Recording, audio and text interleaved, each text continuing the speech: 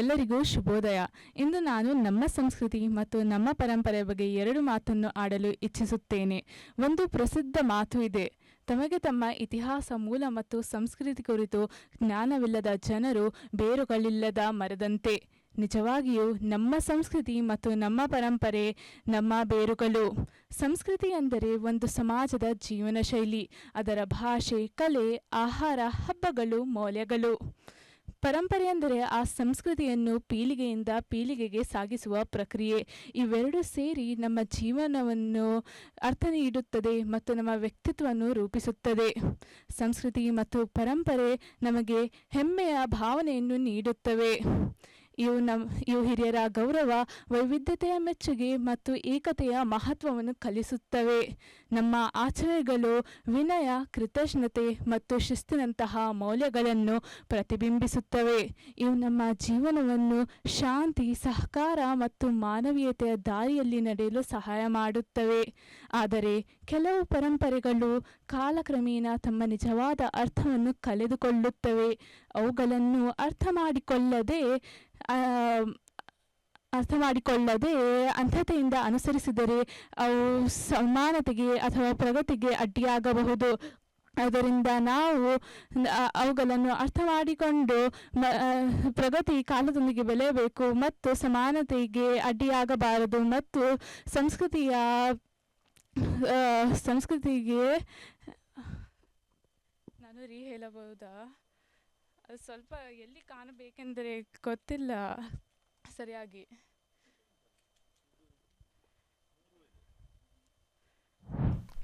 ಆದ್ದರಿಂದ ಸಂಸ್ಕೃತಿ ಕಾಲದೊಂದಿಗೆ ಬೆಳೆಯಬೇಕು ಮತ್ತು ಸಮಾಜದ ಅಭಿವೃದ್ಧಿಗೆ ಸಹಕಾರಿಯಾಗಬೇಕು. ಇಂದಿನ ಕಾಲದಲ್ಲಿ ಸಂಸ್ಕೃತಿಯ ಮೌಲ್ಯಗಳು ಕುಗ್ಗುತ್ತಿರುವ ಪ್ರಮುಖ ಕಾರಣಗಳಲ್ಲಿ ಒಂದು ಆಧುನೀಕರಣ ಮತ್ತು ಜಾಗತೀಕರಣ. ತಂತ್ರಜ್ಞಾನ ಮತ್ತು ವೇಗವಾದ ಜೀವನ ಶೈಲಿ ಜನರನ್ನು, ವಿಶೇಷವಾಗಿ ಯುವ ಪೀಳಿಗೆಯನ್ನು ತಮ್ಮ ಬೇರುಗಳಿಂದ ದೂರ ಮಾಡುತ್ತಿದೆ. ಆದ್ದರಿಂದ ಸಂಸ್ಕೃತಿಯನ್ನು ನಾವು ಅರ್ಥ ಮಾಡಿಕೊಂಡು ಅದನ್ನು ನಾವು ಕಾಲದೊಂದಿಗೆ ಬೆಳೆಯಬೇಕು. ಮತ್ತು ಆಧುನಿಕವಾಗಿ ಕಾಣಬೇಕೆಂಬ ಆಸೆ ಕೆಲವೊಮ್ಮೆ ನಮ್ಮ ಭಾಷೆ ಮತ್ತು ಸಂಪ್ರದಾಯಗಳನ್ನು ನಿರ್ಲಕ್ಷಿಸಲು ಕಾರಣವಾಗುತ್ತದೆ. ಪರಿಹಾರವು ಪರಂಪರೆ ಮತ್ತು ಆಧುನಿಕತೆಯ ನಡುವೆ ಸಮತೋಲನ ಸಾಧಿಸುವುದಾಗಿದೆ. ನಾವು ನಮ್ಮ ಸಂಸ್ಕೃತಿಯ ಮೌಲ್ಯಗಳನ್ನು ಅರ್ಥ ಮಾಡಿಕೊಳ್ಳದೆ ಅಂಥವಾಗಿ ಅನುಸರಿಸಬಾರದು. ಮತ್ತು ಸಂಸ್ಕೃತಿಯ ಮೌಲ್ಯಗಳು ಕುಗ್ಗುತ್ತಿರುವ ಪ್ರಮುಖ ಕಾರಣಗಳು ಆಧುನೀಕರಣ ಮತ್ತು ಜಾಗತೀಕರಣ. ಮತ್ತು ಕುಟುಂಬಗಳು ಮತ್ತು ಶಾಲೆಗಳು ಮಕ್ಕಳಿಗೆ ಪರಂಪರೆಯ ಮಹತ್ವವನ್ನು ಬೋಧಿಸಬೇಕು ಮತ್ತು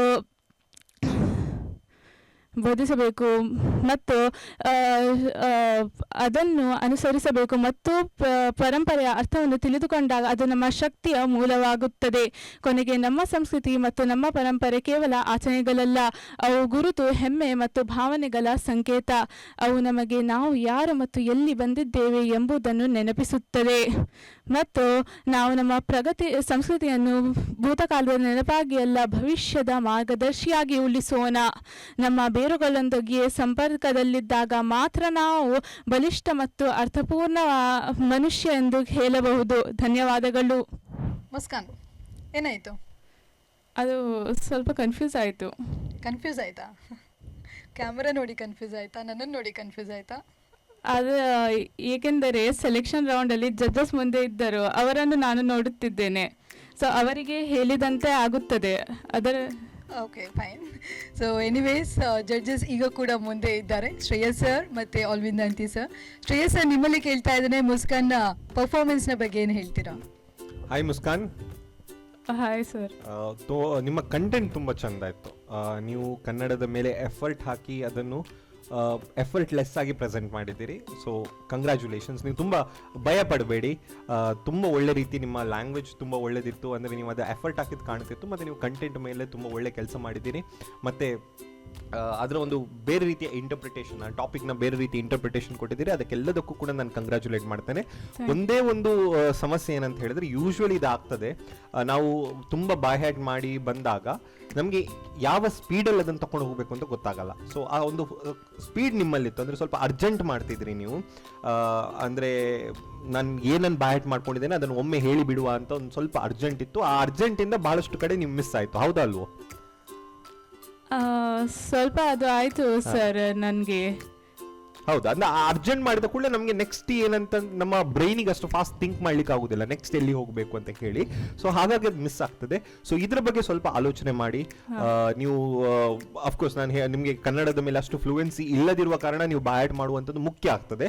ಬಟ್ ಅದರ ಜೊತೆಗೆ ಅದನ್ನು ತುಂಬ ಕ್ವಿಕ್ ಆಗಿ ಹೋಗಿ ಎಲ್ಲೋ ಒಂದು ಕಡೆ ನಾವು ಏನು ಹೇಳಬೇಕು ಅದನ್ನು ಮರ್ತು ಬಿಟ್ಟು ಮಧ್ಯದಲ್ಲಿ ಹಾ ಹೂ ಹೂ ಅದು ಅದೆಲ್ಲ ಆಗುವಂಥದ್ದು ಸ್ವಲ್ಪ ಕಮ್ಮಿ ಮಾಡಿದರೆ ಒಳ್ಳೇದು. Muskan, okay, all the best. Thank you sir. Okay, ಹಾಗೆ ಆಲ್ವಿನ್ ದಂತಿ ಸರ್. ಮುಸ್ಕಾನ್ ಅಂದ್ರೆ ಏನು? ನಾನು नाम का मीनिंग क्या है? मुस्कान माने क्या? ಸ್ಮೈಲ್ ಅಂದರೆ. Is it? Are you sure? Muskan means smile? ಎಲ್ಲರೂ ಅದೇ ಹೇಳ್ತಾರೆ ಸರ್. ಮುಸ್ಕಾನ್ ಅಂದ್ರೆ ಎಲ್ಲರೂ ಅದೇ ಹೇಳಿದ್ರೆ ಅದು ಮೀನಿಂಗ್ ಆಗುದಿಲ್ಲ. ಹೌದು, ಅದು ಅದೇ ಇಲ್ಲಲ್ಲ. Where there was a smile ಇಲ್ಲಲ್ಲ. ಸೊ ನನಗೆ ಖುಷಿ ಆದದ್ದು ಆಡಿಷನ್ ಲೆವೆಲಲ್ಲಿ ನಾವು ಹೇಳಿದ್ದೆವು ನಿಮ್ಮ ಉಚ್ಚಾರದ ಬಗ್ಗೆ, ಅದು ತುಂಬ ಇಂಪ್ರೂವ್ ಆಗಿದೆ. Hats off to you, you have improvise a lot. So some confusions will be there. So all the best. Thank you sir. Okay Muskan ಅವರೇ, ಕಮೆಂಟ್ಸ್ ಆ್ಯಂಡ್ ಕಾಂಪ್ಲಿಮೆಂಟ್ಸ್ ಸಿಕ್ಕಿದೆ. ಸೊ ನಿಮ್ಗೆ ಹೇಗೆ ಅನಿಸಿತು ಅಂತ ಹೇಳ್ತೀರಾ? ಇಂಪ್ರೂವ್ಮೆಂಟ್ ಬೇಕು ನನ್ನಲ್ಲಿ, ನಾನು ಅದನ್ನು ಎಕ್ಸೆಪ್ಟ್ ಮಾಡ್ತೇನೆ. ಓಕೆ, ಸೊ ಆಡಿಷನ್ ರೌಂಡಿಂದ ಈಗ ಬರುವಾಗ ನೀವು ಇಂಪ್ರೂವ್ಮೆಂಟ್ ಆಗಿ ಬಂದಿದ್ದೀರಾ, ನೋಡುವಾಗಲೇ ಗೊತ್ತಾಗ್ತದೆ, ನಿಮ್ಮ ಸ್ಪೀಚನ್ನು ಕೇಳುವಾಗಲೇ ಗೊತ್ತಾಗ್ತದೆ. ಸೊ ಎನಿವೇಸ್ ನಮ್ಮ ಜಡ್ಜಸ್ನ ತೀರ್ಮಾನವನ್ನು ಕೇಳೋಣ. Okay Muskan, yes sir. ಅಜ್ಜಿ ಸುಂತಿ ಹೋ? ಹಾಂ. ಸೊ ನಿಮ್ಮ ಸಮಸ್ಯೆ ಏನಂದರೆ ಕಂಟೆಂಟ್ ಅಲ್ಲ, ಭಾಷೆ ಅಲ್ಲ, ಯಾವುದು ಕೂಡ ಅಲ್ಲ. ನಿಮ್ಮ ಸಮಸ್ಯೆ ಏನಂದರೆ ನಿಮಗೆ ಕ್ಯಾಮರಾ ಎಲ್ಲಿ ಹೇಗೆ ಫೇಸ್ ಮಾಡಿ ಮಾತನಾಡೋದು ಎಂಬುದು ಒಂದು ಸ್ವಲ್ಪ ಸಮಸ್ಯೆ ಆಗಿತ್ತು. ಆ ಸಮಸ್ಯೆಯಾಗಿ ಒಂದು ವರ್ಡ್ ತಪ್ಪಿತು, ಹಾಗಾಗಿ ಸ್ಪೀಚು ತಪ್ಪಿತು. ಓಕೆ, ನಿಮ್ಮಲ್ಲಿ ಶ್ರೇಯಸ್ ಸರ್ ನಾವು ಅದೇ ಡಿಸ್ಕಸ್ ಮಾಡಿದ್ದೀವಿ, ನಿಮ್ಮಲ್ಲಿ ಕಾನ್ಫಿಡೆನ್ಸ್ ಇದೆ. ನಿಮಗೆ ಒಂದು ಅವಕಾಶ ಕೊಟ್ಟರೆ ಮುಂದಕ್ಕೆ ನೀವು ಒಳ್ಳೆಯ ಭಾಷಣಗಾರ್ತಿ ಆಗಬಹುದು ಅಥವಾ ಆಗ್ತೀರಿ, ಎಲ್ಲ ನಾನು ಹೇಳಿಬಿಡ್ತೇನೆ. ಸೊ ಹಾಗಾಗಿ ನಿಮ್ಮನ್ನು ನಾವು ವೇಟಿಂಗ್ ಲಿಸ್ಟ್ನಲ್ಲಿ ಇಡ್ತೇವೆ. So you are in the waiting list. Okay sir. Okay, anyways ನೀವು ವೇಟಿಂಗ್ ಲಿಸ್ಟ್ನಲ್ಲಿ ಬಂದಿದ್ದೀರಾ. ಮುಸ್ಕಾನ್, ಹೇಗೆ ಅನಿಸ್ತಿದೆ ಈಗ?